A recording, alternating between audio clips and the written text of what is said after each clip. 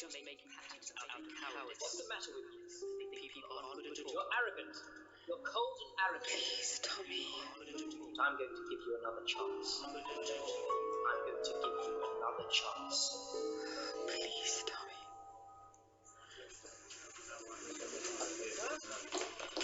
Ah, there you are, Anna. I'm sorry I overslept. Any news? No. Molly's still with the doctor. Look, she's just come out. Keep your voice down, Marion.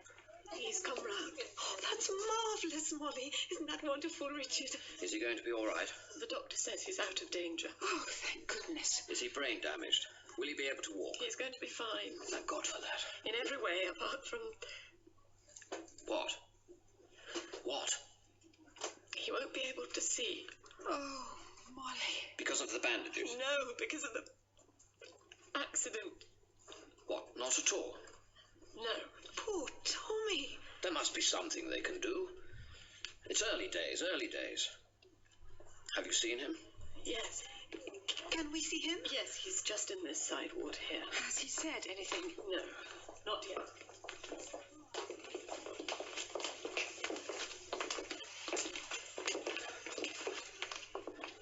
Tommy, son, it's your father. It's not just your father. Are you all here? There's me and Marion and your mother and Anna. And Janet sends her love. Thank you. I am blind, aren't I? Yes. They don't think I'll ever get my sight back, do they? What do they know? New medicines are coming on the market every day. No, Tommy, they don't. Thank you.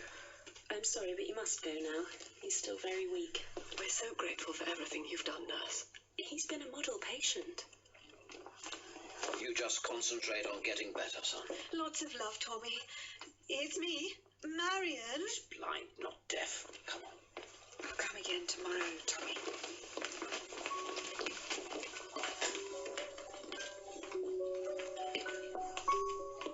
Everything will be all right. I know, Mother.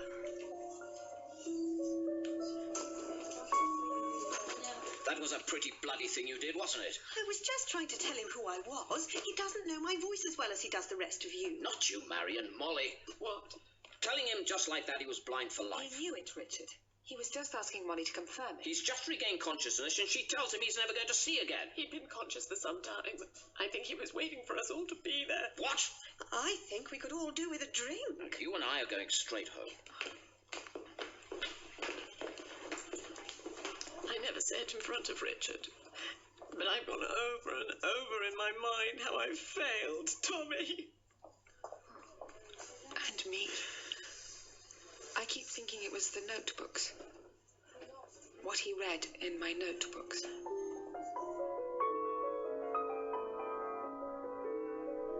Just a bit more, please. Go on. To the end of the page.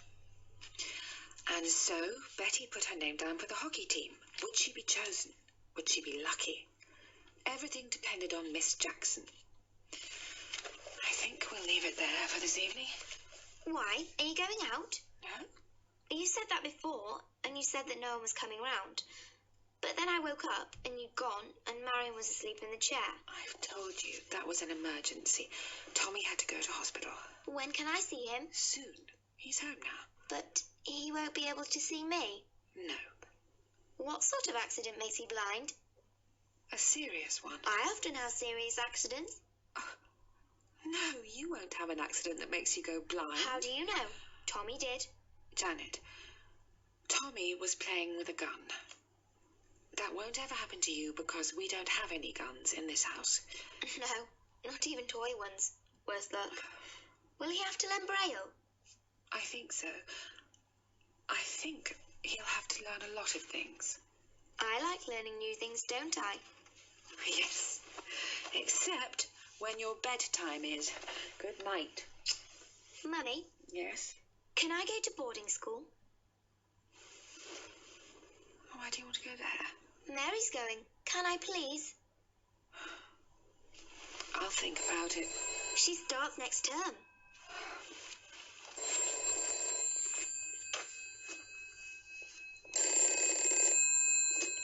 Hello? Anna, it's me. Molly, how lovely to hear from you. You too. I feel so out of touch. I would ring you more often, but... I know what you're going to say. Tommy seems to intuit everything that's going on. Very. Well, he's popped out with Marion. Do you know, when I look at him with that ghastly black thing over his eyes and his mouth, you know, set, dogmatic, I suddenly get so irritated. Those slow, careful movements, have you noticed? Yes. Because the point is, it's like he was before, only somehow confirmed. I was thinking that only the other day. That he never really looked directly at you when he spoke anyway. What's so terrible is that he's happy. You can see it in how he moves and talks. He's all in one piece for the first time in his life. There's the front door there back. I've got to go. Richard's been demanding to see me. I've said I'll go to his office tomorrow. Marion spends most of her time with Tommy now, and she's given up drinking, so he's got nothing to complain about. When's that ever stopped him?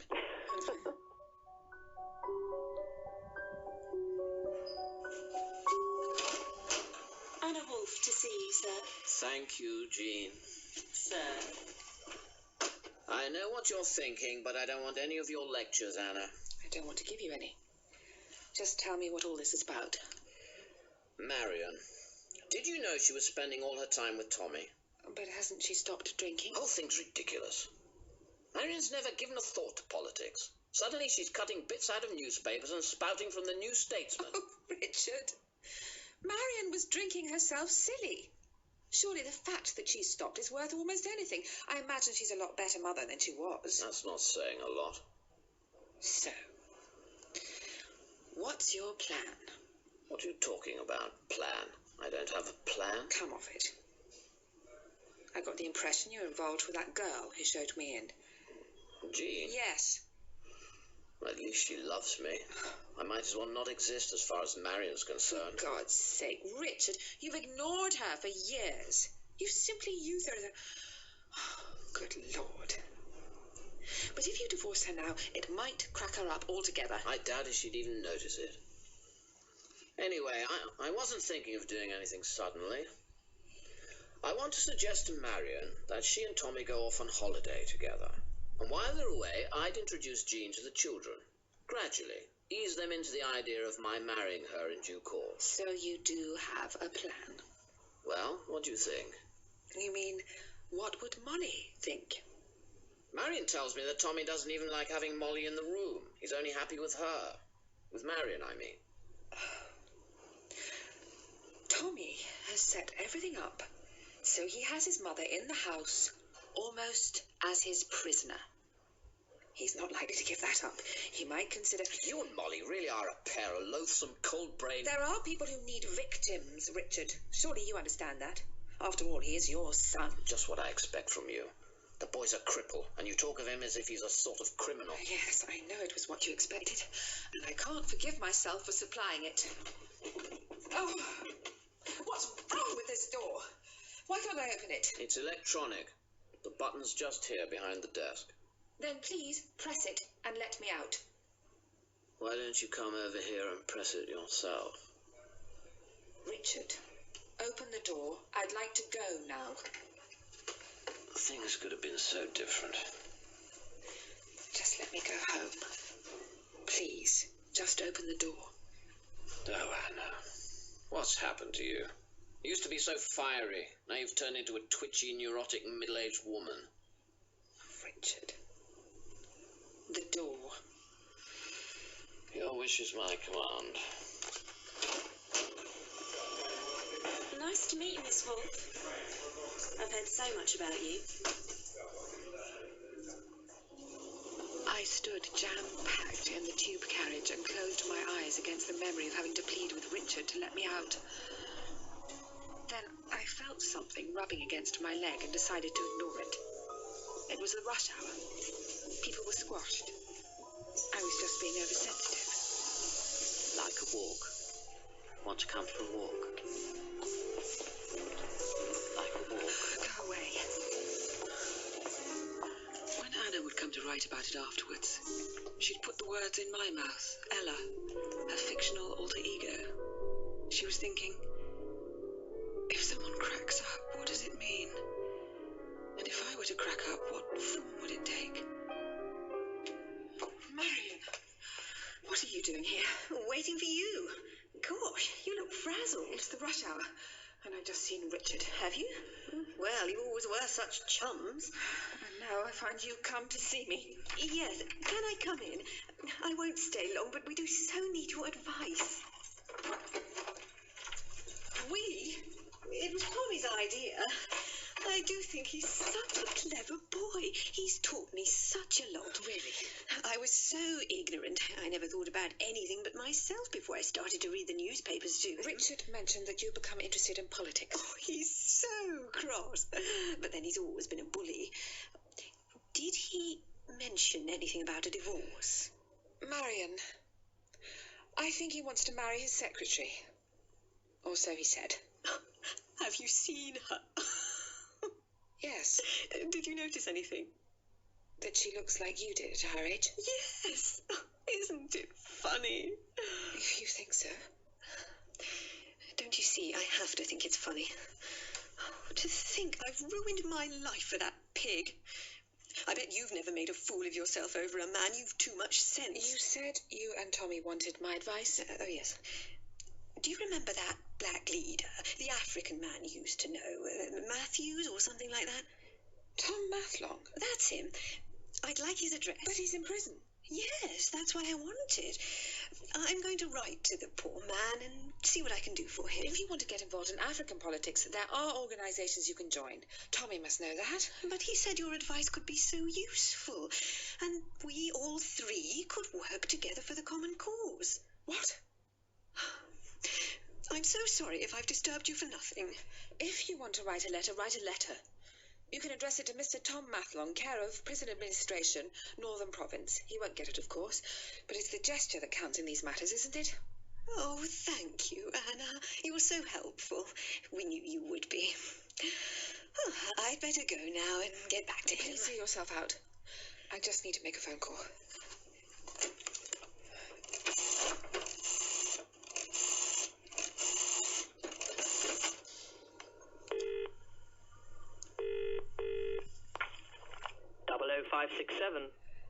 Tommy, was it really your idea to adopt African political prisoners as pen pals? Because if so, I can't help feeling you're just a bit out of touch. I think it would be a good thing. For the poor prisoners. To be quite frank, I think it would be good for Marion. For all of us. Don't you? A sort of therapy, you mean? Yes. I don't need therapy. At least not this particular kind. Thanks for giving me your views, Anna. I'm very grateful.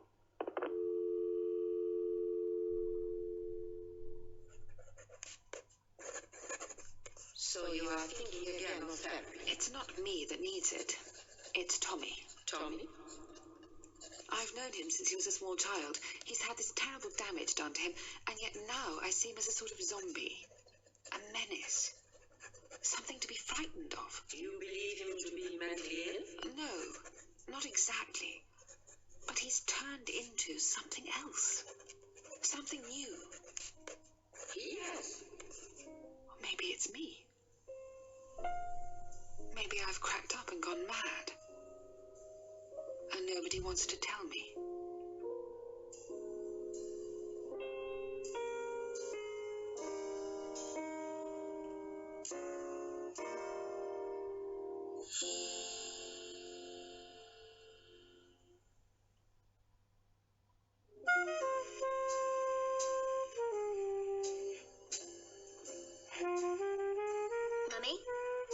Mummy, what's the matter? Nothing. Why do you ask? Because you haven't eaten anything and you haven't even looked at the newspaper. Just tired, that's all. But you've only just got up. Pass me the paper then. Oh, look. What? Tommy and Marion's photo is on the front page. What does it say? Oh, it's not about them. It's about a demonstration. Would you like to read it out to me? No, I'll be late for school. I'll see you later. In a while, Crocodile. 42683. Anna, it's Richard. I thought it might be. I suppose you've seen the papers. It's an absolute farce, plotted by you and Molly to get your own back. What are you on about? You know damn well. Marion and Tommy arrested in a street demonstration for African That's got independence. nothing to do with either Molly or me. Of course it has. You've practically shoved communism down Marion's throat. She's so innocent, she thought a red under the bed referred to a discarded sock or something before she met you. Don't be silly. Neither Marion nor Tommy planned this. They just drifted along with the crowd. Drifted along? Pull the the other one. As it happens, I was there. Didn't you know that demonstrations at this particular moment are in fact spontaneous? But I didn't even know Marion and Tommy were there until I saw the newspaper a moment ago. So, what do you intend to do about it? I don't intend to do anything about it. You can deal with the Red Menace yourself. But Please leave me alone. Why can't the world just go away for a day? Oh, what's that? Who's there? It's only me, Molly. How did you get in? You gave me a spare key, remember? Anna, you've got to help me. What's the matter? You've got to see Tommy and try and talk some sense into him. Have you tried? That's what's so odd. I can't even try. I keep telling myself I can't go on living like a guest in my own house with Marion and Tommy taking it over. But then something strange happens and I find myself thinking, well, why not? What does it matter? Who cares? Do you understand that? Too well. Oh, Anna, what have we done? What do you mean? Us, our generation. The next generation are going to take one look at us and decide to get married at 18, forbid divorces and go in for strict moral codes and all that because the chaos otherwise is just too terrifying. Sit down. Come on. Please go and see them. I simply can't cope with anything else, please. All right. I'll get my coat. But perhaps I should warn you that Richard might call round. Why? I didn't let him have the last word when he rang just now. Oh, that's all I need. Don't answer the door if you don't want to. All I'd wanted to do since I got up was to go back to bed. But I seem to have allowed myself to be propelled along by everyone else's hysteria. As I walked towards Molly's house, I had no idea what I was going to do or say. I started to think about Ella, the character in my unfinished novel, and it was as if she then took over, and I lost control. What am I supposed to do? Walk up to Marion and Tommy and say, you must stop this pretense of caring about African nationalism. You both know quite well it's nonsense. What would Tom Mathlong make of them? Anna, you tell me these two people have chosen to work for African liberation? Yes, but it's all about them trying to feel better about themselves by patronizing these poor Africans. And why should I care about their motives? My dear Anna, I wish we had your problems.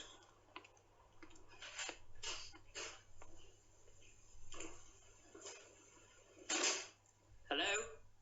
Anna? But Anna had switched off. Her voice was like the distant hiss of the sea in a shell, inaudible to everyone but me. How did he know it was me? Hello, Tommy. Where's Marion? She's upstairs, but she wants... I'll go up. No, please don't bother getting up, Tommy. He doesn't want me to see her on her own. Oh, Anna, look, I'm in the paper. Come in. She's hysterical. What does it say? It's absolutely sickening the way the poor Africans are being treated. Is that an accurate quote? Yes, I expect Richard's apoplectic. It's lovely to see you, Anna. Would you like some tea? No. It won't be long. I don't seem to be able to know what to say.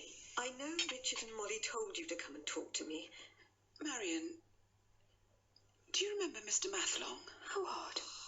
I'm going to talk about Tom Mathlong. Who's Mr. Mathlong? The African leader. You remember you came to see me about writing him in prison? Oh, yes. The name slipped away from me for a moment. I was thinking about him earlier. Oh, were you? Yes. When he was here 2 years ago, he was very depressed. He'd spent weeks trying to see the colonial secretary and been snubbed. Oh, dear. He'd a pretty good idea he'd be in prison very soon. He's a very intelligent man, Marion. Yes, I'm sure he is. I sound so calm and detached, but I have no idea what I'm going to say until it comes out of my mouth. One Sunday he rang me up and said he was very tired and he needed a rest. So I took him down to Greenwich on the riverboat. On the way back, he was quiet as he watched the solid mass of London go by. Go on. I'm interested in what I'm going to say next. I asked him what he was thinking. He said, I can hear him now in my head. I can feel the weight of the British Empire on me like a gravestone. Do you realize how many generations it takes to make a society where buses run on time, where business letters get answered efficiently, where contrast ministers note to take bribes? And that was as we were passing Westminster, and I can remember thinking that if only a few of those politicians could have half his qualities. Because he's a sort of saint, Marion. Your voice is cracked. You're hysterical. You've gone right over and caught her and Tommy's hysteria. You've no control over what you're doing. You used a word like saint. You never use it when you're yourself. You don't even know what it means. Yes, he is a saint. I said to him it was very sad to think of African independence being turned into a question of punctual buses and neatly typed business letters. It might be sad, but that's how my country will be judged. I expect to spend a great deal of my life in prison. Look at yourself. You're beginning to cry. And then he said, I expect to spend a good deal of my life in prison. Good Lord. I feel quite sick at the sentimentality. We shouldn't make what he stands for look cheap. I am making what he stands for look cheap in every word I say. He sounds marvellous, but they can't all be like that. Oh, of course not. There's another. Who? Surely you're not going to talk about Charlie Temper. He's a trade union leader called Charlie Temper. He's violent and passionate and quarrelsome and loyal and, well, recently he cracked up. Cracked up? What do you mean? Yes. You'd probably be meaning to talk about Charlie all this time. He had a mental breakdown. But you know, Marion, no one recognised the beginning of his breakdown because politics out there is full of intrigue and jealousies and spite. Rather like Elizabethan England. I see what you mean. You don't take sugar, do you? I don't even want any tea. No, thank you. Anna, I was awake all last night worrying. About Mr. Mathlong? No, nothing to do with him or Africa. Richard, don't put words into her mouth. Yes. I can't go back to him. I can't.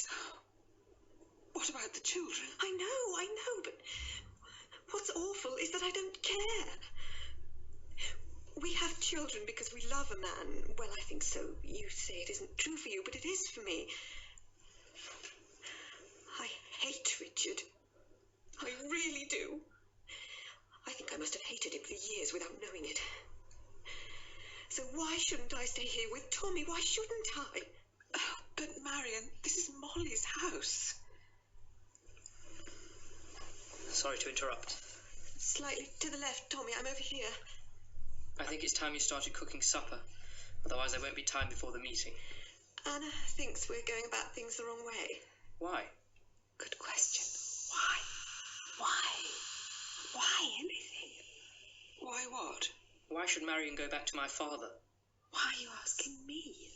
Look, why don't you two go on holiday for a bit? It would give Marion the chance to think out what to do.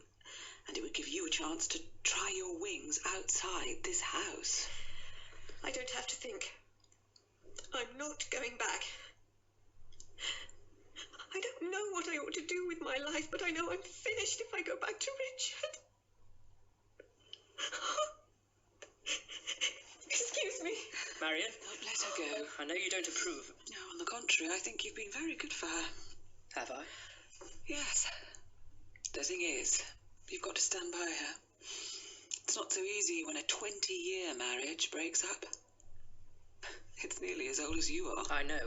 And I don't think you ought to be so hard on us all. I know what you're thinking, Anna. What? Somewhere in the back of your mind, you're thinking, I'm nothing but a bloody welfare worker. What a waste of time. He's right. Something like that. I've been thinking a lot about that sort of thing since I tried to kill myself. And I've come to the conclusion that you're wrong. I think people need other people to be kind to them.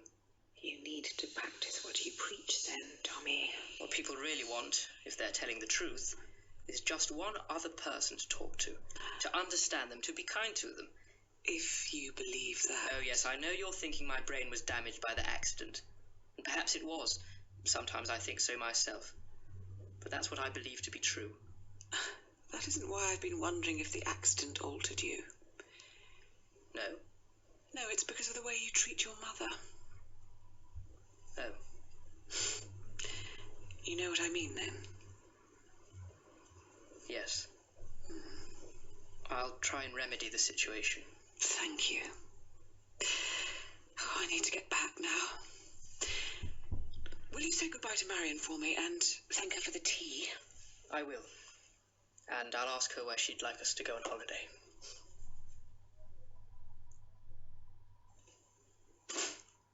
How did you get on? Let her get in the front door. Richard's bowled up, as predicted.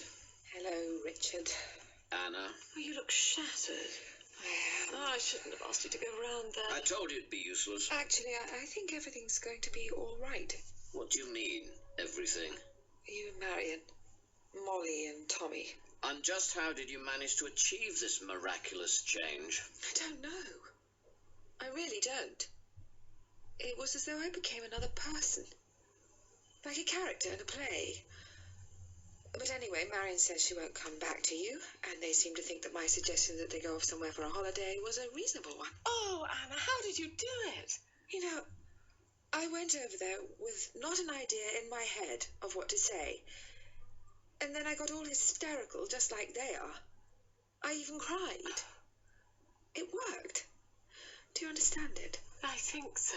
I don't, but I don't care. Well, what happens next? You should go and see Marion and fix things up. And I think you should talk to Tommy tonight, Molly. Oh, I will. Oh, I don't know how to thank you, Anna. I suppose that goes for me too, Anna. Back to normal hostilities next time, I'm sure. But it's a pleasure, all this politesse for once. Come on then, Mollykin. As I watched myself watching them go arm in arm down the stairs, I began to wonder what it would take to get the 2 or more pieces of Anna back together.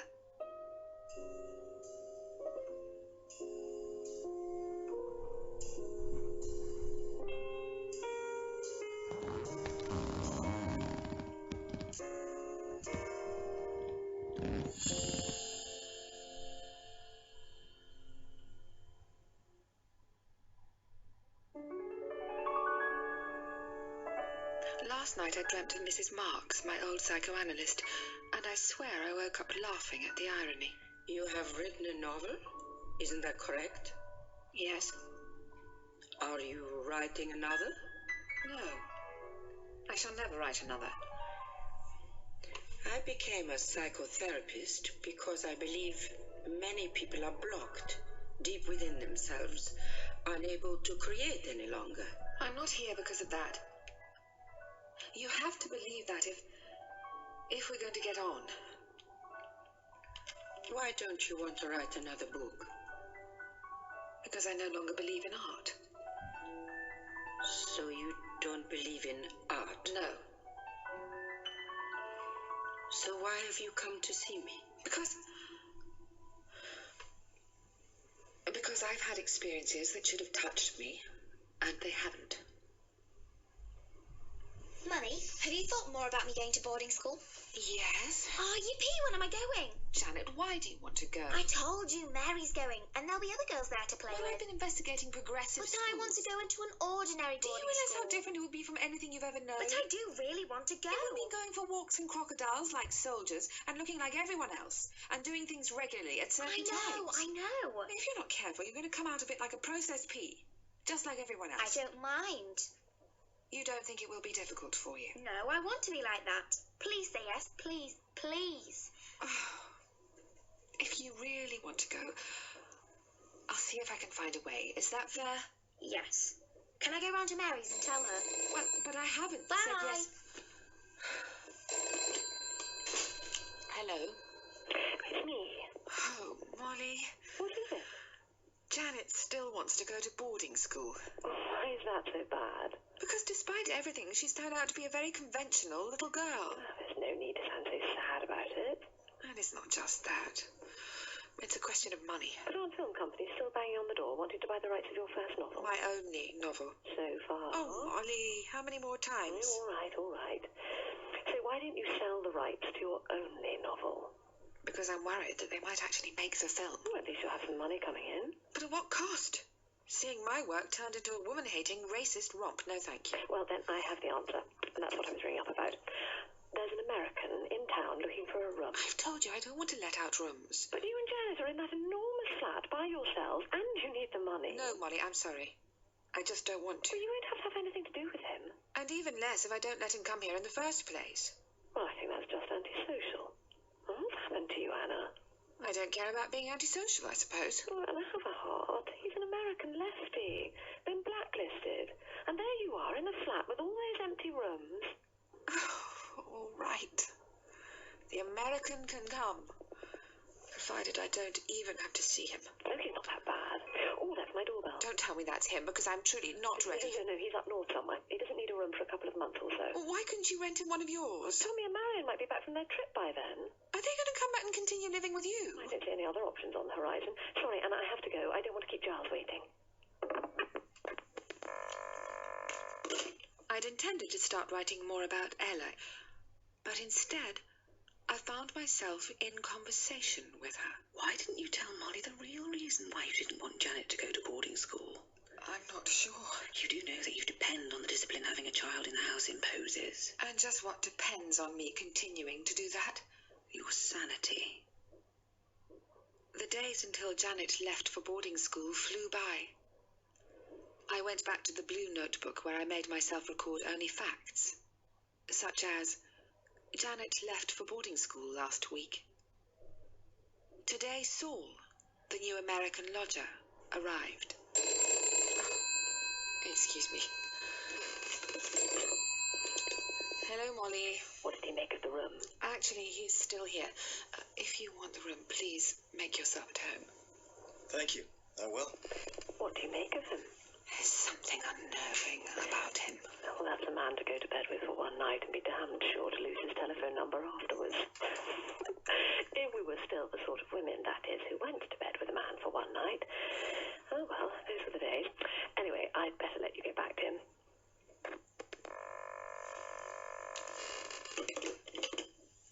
Later, I would write in the blue notebook. When I put the phone down, he came back into the room and stood very close to me. And from that day on, he mostly slept with me in my room. And from then on, there was no pretending that things hadn't fallen apart. Neither Anna nor Saul had a job, and time without structure became woozy and messed up. Anna started to record everything obsessively in the notebooks, so as to understand it better. But what she couldn't understand, or come to terms with, was that both she and Saul were progressively becoming mentally unwell. I am aware that Saul does or says things and then forgets them and denies he's ever done them or said them in the first place. But I don't know if this is genuine, and he's ill, or just a game on his part. A cover for his numerous infidelities. Why did you let me sleep so late? Why should I have to tell you what time to get up? I have to go out to lunch. Before you ask, it's a business lunch. Not very convincing. But then I don't think you wanted to convince me. Now, let me ask you something. Why do you have 4 notebooks? Obviously, because it's necessary to split myself up. But from now on, I'll only be using one. When did you decide that? Just now. Don't you think it's extraordinary that we're both people whose personalities, whatever that word may mean, are large enough to include all sorts of things, politics, literature, and art, but now that we're mad, everything concentrates down to one small thing. That I don't want you to go off and sleep with someone else, and that you must lie to me about it. Yes, I suppose. You're not going to trap me that way. Don't you think it? Gee, I'll be late if I don't go.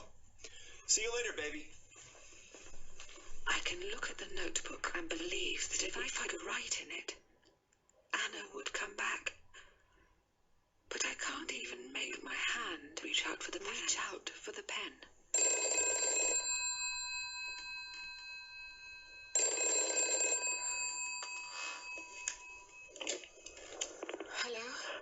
know, Anna, are you all right? Why? Why do you say that? Because I haven't heard from you in a while. No need to sound so paranoid. Talking of which, how's your American? Fine. How's Tommy? He is simultaneously talking about going to fight with either the FLN in Algeria or in Cuba. Do you think they'd take him? I was about to ask that, but I knew it would annoy him. So instead, I said, you have my blessing. Any revolution, anywhere, regardless. Because obviously none of us can stand the lives we're leading. He said I was being very negative. That sounds like Tommy. Then later, he told me that he couldn't go off to fight this time because of Marion. Marion? Yes. She doesn't want him to go. Anna, is it only me? I feel as though I'm living inside an improbable farce. No, it isn't only you. I know, and that makes it even worse. I have to go.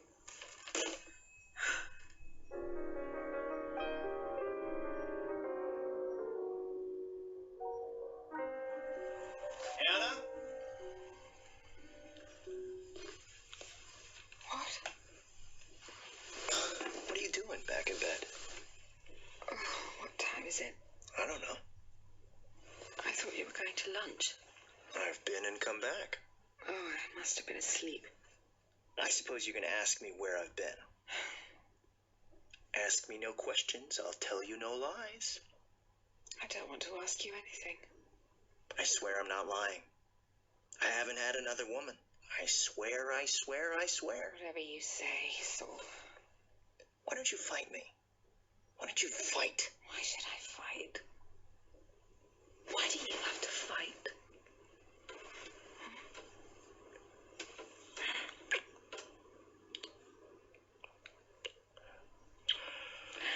Yes. We'll make a baby. You're right. Oh, by Christ, that would be the end. A child. You'd really finish me off. It wasn't me who offered to give you a child.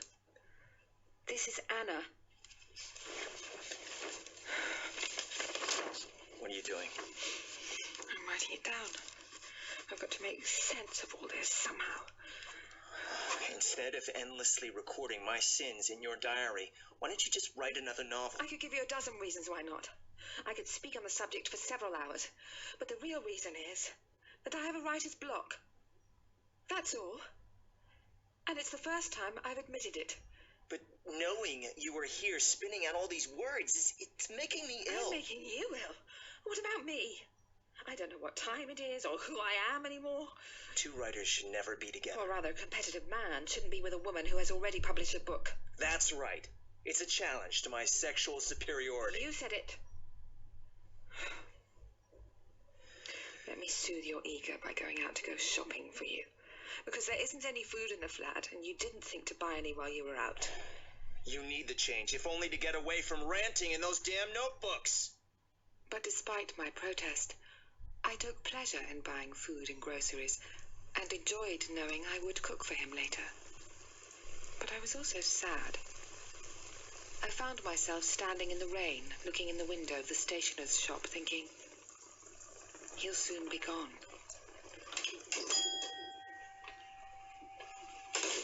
Can I help you, madam? Can I see the notebook in the window, please? Yes, of course. It's more expensive than the others, I'm afraid. These others... Yes, I know. I have several of those already. Here. Thank you. I've never seen one like it. The others are much more reasonable. No. I'll take this one, please. I've never had a golden notebook before. Oh, this is a pretty notebook. What's it for? I don't know yet. Then I want it. No. You can't have it. Gimme. No. Gimme, gimme, gimme. No. You can't have it. Then I'm going to go to my room and work. No, please don't. I'm starting to feel in again, Saul. I have to work.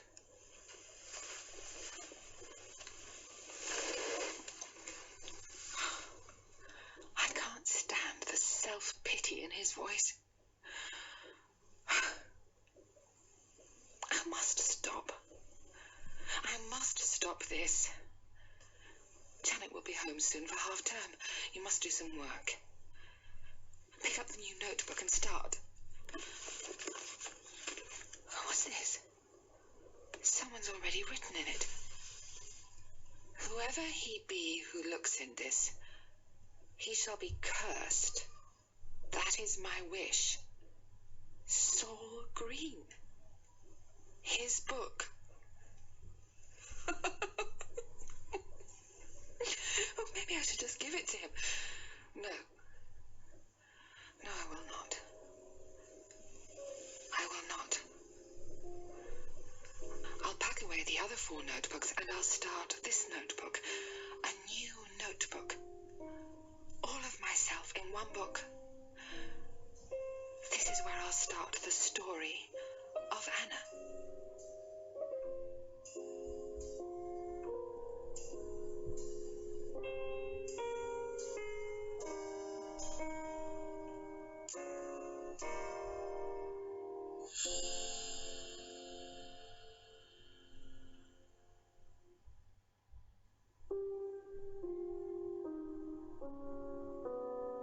The Golden Notebook. Whoever he be who looks in this, he shall be cursed.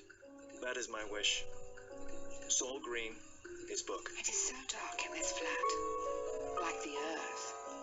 It always seems half cold, swinging in immense darkness. I wonder what old Mother Sugar, the soul doctor, would make of that. I think it is about art. Art. Art. Art. She thought everything was about art. My dear, you wrote that book. You are an artist. Mind if I join you? He got into bed and made love to Anna.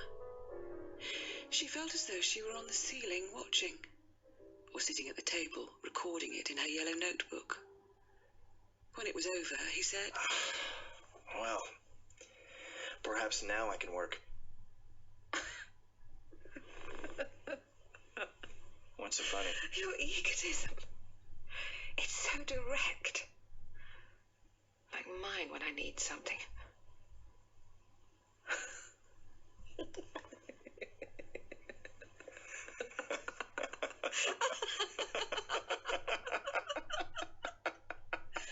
Lying here, I can remember the Anna who could dream at will, control time, and move easily.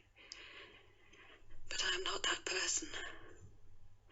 The light on the ceiling has become a great watchful eye. I'm ill with the smell of flesh and the reek of fear. When I fall asleep, it's the kind of sleep I've only known when ill. Very light, as if lying just underwater, with real sleep in bottomless layers beneath me. And what did you make of this dream? I know you want me to say that all my creativity is going into my dreams. Well, isn't it true? No, they're empty. Empty? Mrs. Marks, I'm going to ask you if we can ignore my dreams for a time. You come to me, a psychotherapist, and ask if we can ignore your dreams? Yes. All I know is that I cry in my sleep. All I can remember when I wake up is that I've been crying. The tears we shed in our sleep are the only genuine tears we shed in our lives. The waking tears are self-pity. I've worked it out. Saul, we're very bad for each other. You're going to have to break it. I'm not strong enough. So, you're kicking me out? That's not what I said. Anna, do I really give you such a bad time? I've done enough time with psychoanalysts to know one does not do anything to me. I do it to myself. Oh, okay, Anna. Shush. Now, shush. Put on some jazz. Will this do? Anna, it's not you. It's me. I'm the one who's cracking up. How do you always manage to turn it around so it becomes about you? No, really. I'm cracking up into aspects of everything I hate. I spent all my life, until recently, preparing myself for the revolution when someone says, Saul, pick up that rifle, or run that collective farm, or organize that picket line. I've always believed I'd be dead by the time I was 30. All young men believe they're going to be dead by the time they're 30. They can't stand the compromise of aging. I'm not all young men. I'm Saul Green. I've had to leave America because there was no one left who spoke my kind of language. What happened to them all? Saul, please, just stop. I used to know plenty once. We were all world changers. Now, I drive across my country looking up my old friends, and they're all married or successful and having drunken private conversations with themselves because American values stink. I don't want to hear this again. But this I can't is stand important. it. No, listen. I'd give anything to go back to when I was in that gang of idealistic kids on the street corner, believing we could change everything. The only time in my life I'd ever been happy. All men look back and hanker for when they were in a group of young men before they had pressure on them to get married or be successful. Whenever I meet an American man, I wait for the moment when his face really lights up. It's when he's talking about the group of buddies. Thanks. That buttons up the strongest emotion I've ever felt in my life and disposes of it. That's what's wrong with us all. All our strongest emotions are buttoned up, one after the other. What are you doing? I'm bringing Molly. She'll say, how's your American? I'll say, I'm having an affair with him. And she'll say, that's not the most sensible thing you ever did in your life. I'll say, no. And that'll button this one up. I want to hear her say it. Anna, put the phone down. She's not there.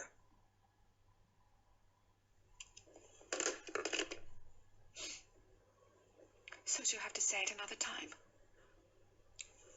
What's going on? What's happening to us?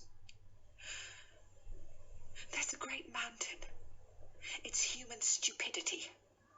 There's a group of people who push a boulder up the mountain until a war or the wrong sort of revolution stops them. Meanwhile, at the top of the mountain stand a few great men. Sometimes they look down and nod and say, good, the boulder pushers are still on duty. I want to be one of the great men on top of the mountain. Bad luck for us. We're both boulder pushers. Oh, no, you don't. I am not going to be treated like this anymore. You might think that's what I am, but I am not. Saul Green is not a boulder pusher. Let me put the music back on. I am not going to be destroyed by you. I'm not going to be shut up, undermined, ridiculed, tamed. Saul. Shut up. I am saying what I think, and neither you nor anyone else can stop me. And I couldn't. He went on, every sentence starting with I, and filled with loathing. The naked ego. It continued for hours until he exhausted himself. I'm going for a walk. All right. Why don't you stop me? Because I don't want to. If you knew where I was going, you'd stop me. Oh, I know you're going to a woman. You'll never know for sure, will you? No. And it doesn't matter. You say that, but you watch every movement I make like a spy. If I'm a spy, it's because you make me one. I'm not going to be corralled by any dame in the world. I've never been yet, and I never shall. I'll see you later.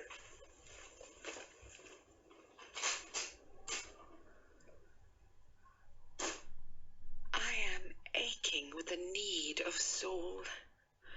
I wanted to abuse him and call him names, knowing that he would say, oh, poor Anna, I'm sorry, and we would make love. Then, without warning, the idea for a comic, ironic novel came to me. A woman, appalled by her capacity for surrendering herself to a man, determines to liberate herself to become, in inverted commas, a free woman.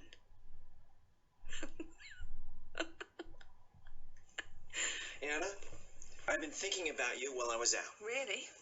You don't laugh enough, Anna.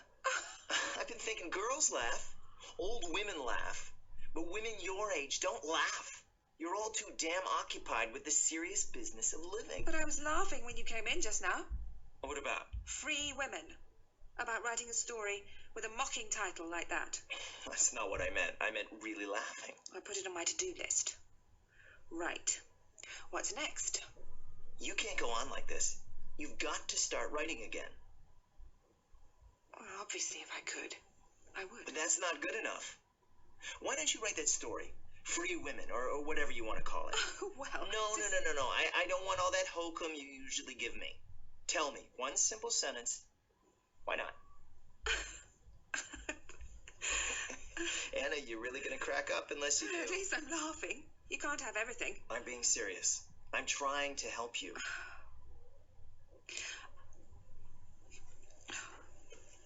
I can't sit and write that story or any other, because the moment I sit down to write, someone comes into the room and looks over my shoulder and stops me. Who? Do you know? Of course I know. It could be a Chinese peasant, or one of Castro's guerrilla fighters, or an Algerian in the FLN, or Mr. Mathlong. They stand here, in the room, and they say, "Why aren't you doing something about us? Instead of wasting your time scribbling." You know very well that's not what any of them would say. No, but you know what I mean. It's the curse of us all. Yes, I do know. But Anna, I'm going to force you into writing. Take up a piece of paper and a pencil.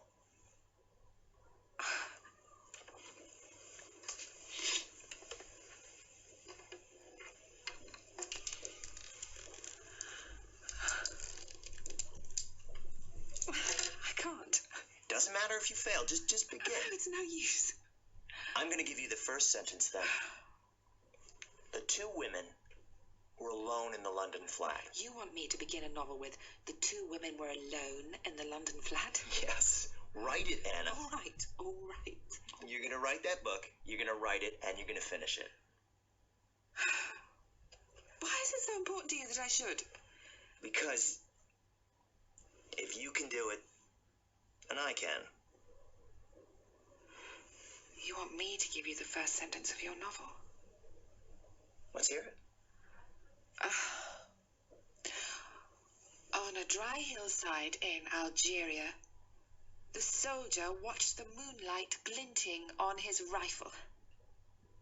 I could make a story out of that. Then write it.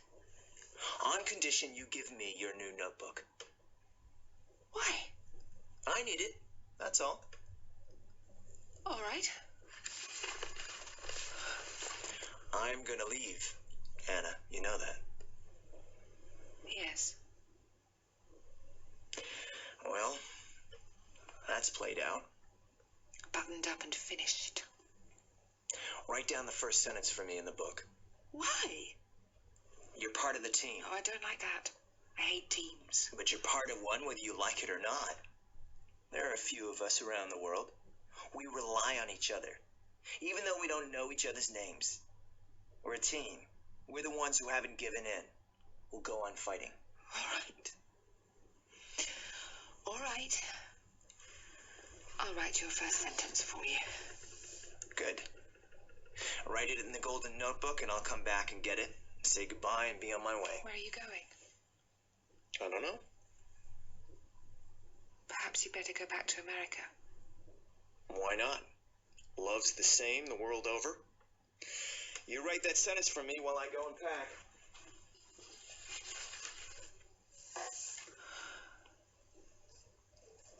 On a dry hillside in Algeria, a soldier watched the moonlight glinting on his... Here, Anna's handwriting ended. The story in the Golden Notebook about the Algerian soldier who tortures a French prisoner and then befriends him continued in Saul Green's handwriting, the last line of which read, The Algerian soldier and the French student were shot together on the hillside with the rising sun in their faces, side by side, the next morning. This short novel was later published and did rather well, but not as well as Anna's novel, Free Women, would do.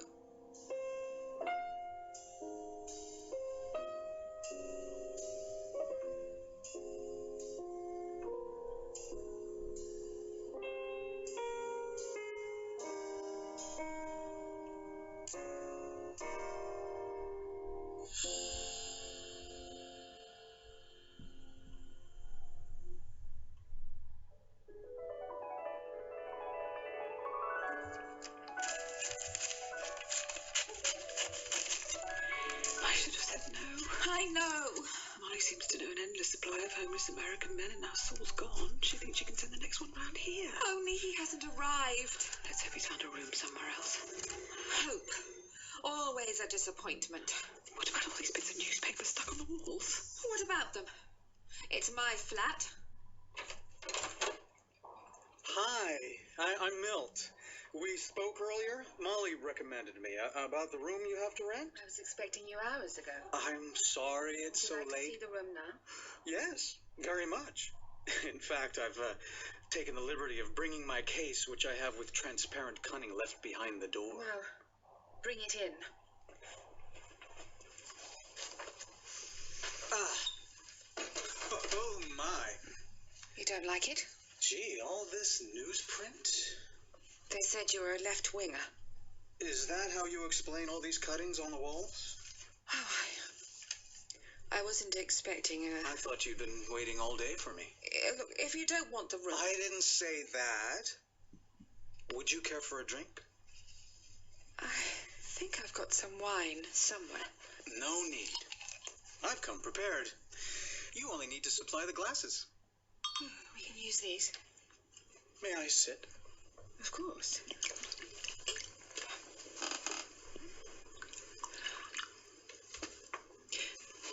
Cheers.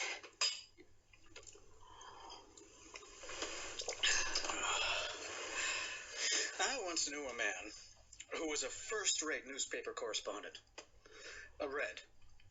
Then one thing and another caught up with him. Yeah, that's one way of describing it.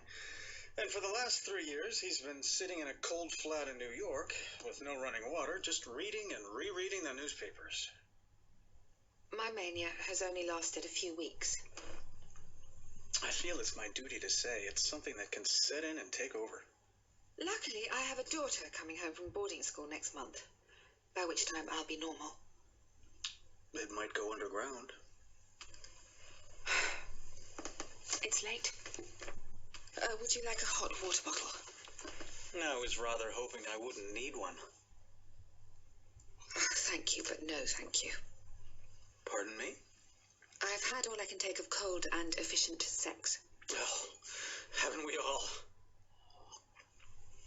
What's happened to all that warm and committed sex we read about in books? It's gone underground. Besides, I'm not even efficient. I love my wife. Oh, yes. Yep. That's why I'm divorcing her, or she's divorcing me. Well, a man loved me once. I mean, really. And he ditched me. Love is too difficult. And sex is too cold.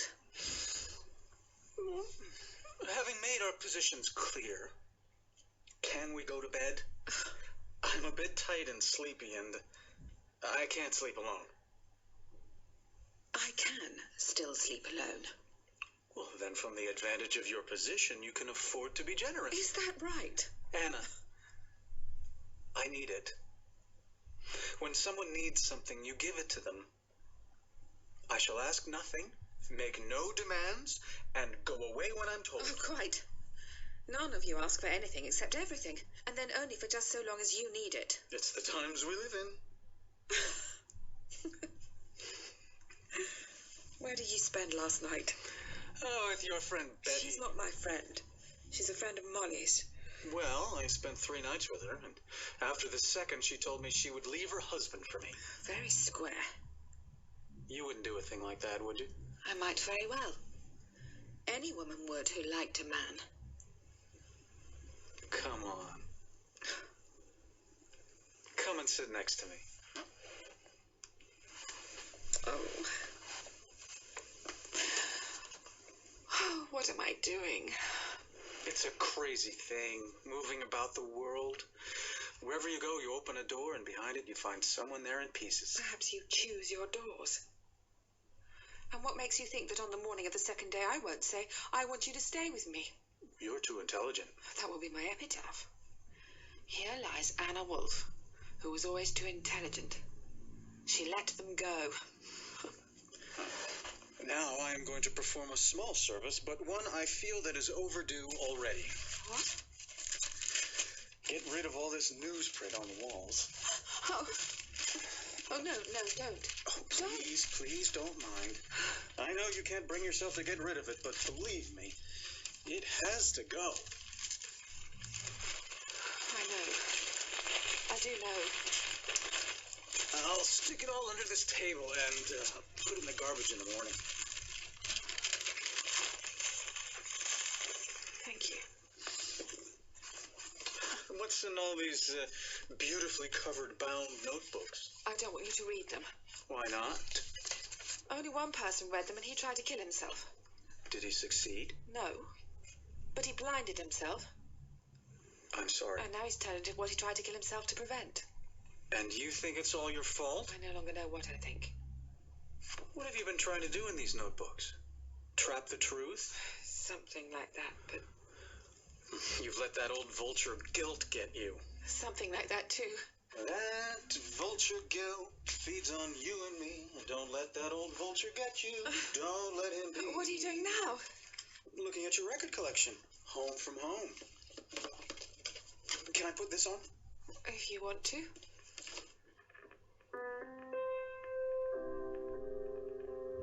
I like you, Anna. Thanks for letting me stay. I go nuts sleeping alone. You're lucky to have your daughter. I know. That's why I'm sane and you're nuts. Yes. Thank you for taking all the newspaper off the walls. Another few days and I really would have gone round the bend. There's one thing I'm good at. Seeing people in trouble and knowing what strong measures to take. I am really delighted that it's all gone. Enough to give me a kiss?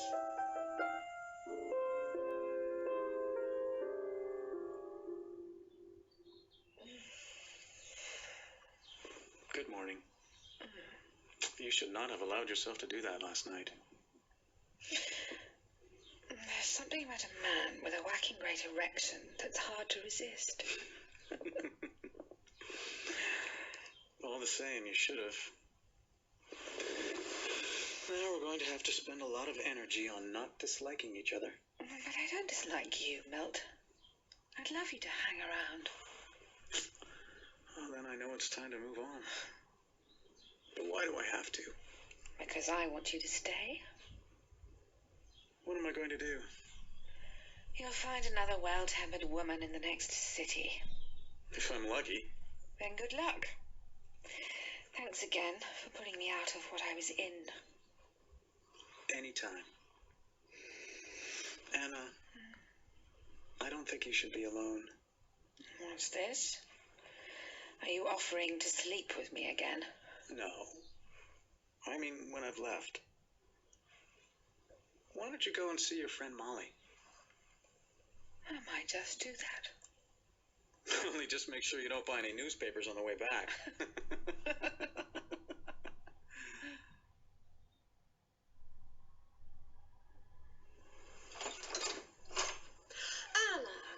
I was just about to ring you. Were you? Yes, I wanted you to be the first person to know.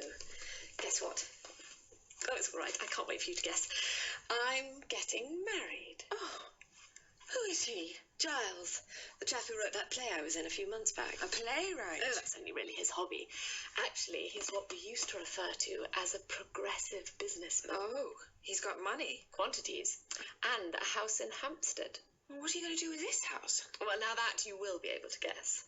You don't mean that Marion and Tommy are going to take it? Well, who else? I thought they'd have told you. I haven't seen them or Richard, for that matter, for ages. Well, Tommy is all set to follow in Richard's footsteps. He's already installed a Braille typewriter thing.